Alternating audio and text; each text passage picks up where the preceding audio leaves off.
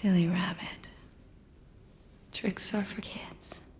There is some bizarrely noticeable editing in this scene, where we cut from a profile shot of O-Ren saying part of a line, Silly rabbit. to the bride saying another part of the line, Tricks are for before cutting to an extreme close-up of O-Ren's mouth mid-sentence. kids. Usually, editing tries to be as invisible as possible to not be a distraction, but this is anti-immersive. This line delivery actually has a couple of layers to it. Firstly, it's a reference to an American cereal commercial. Tricks are for kids, silly rabbit. A rabbit can dream, can't he? Okay, but the line also hints at the bride's real name, Beatrix Kiddo, which has so far been ostentatiously obscured. This is an old friend of Mommy's I ain't seen in a long time. Hi, honey. I'm Mr. Steve. What's your name? Mickey?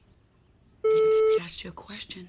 More than this, the line delivery reveals that O-Ren and Beatrix have a personal history, to the extent that they can finish each other's sentences. They have a relationship amounting to something like a friendship. But what kind of friendship can deadly assassins like this have? Do they do the same things I do with my friends?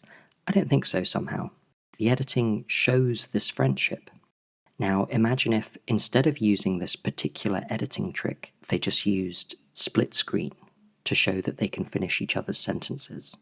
Unfortunately, I seem to have misplaced the phone numbers for Uma Thurman and Lucy Liu, so I'm just going to have to dub this line myself. Silly rabbit. Tricks are for kids. Nailed it. You can see that it gets this information of a shared history across, but it doesn't have the same impact. The split screen shows you they're speaking in sync, but the edit they used makes you piece it together yourself, which is why it lands harder. I was lucky enough to see Kill Bill: The Whole Bloody Affair in a cinema on 35mm recently, and it really impressed me. I felt the 4.5-hour version of this film is a genuine masterpiece, in ways the 2-part version wasn't.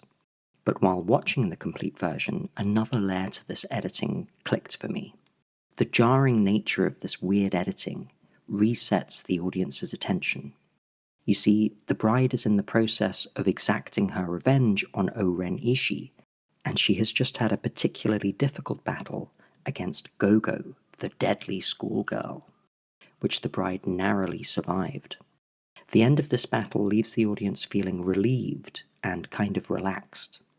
The victory over Gogo is a huge release of tension. This bizarre editing is there to wake the audience up, to say, snap out of it, sit up straight, because this is happening now, and you're going to want to pay attention because it's going to be crazy. What follows is a continuation of one of the most impressive martial arts scenes in history.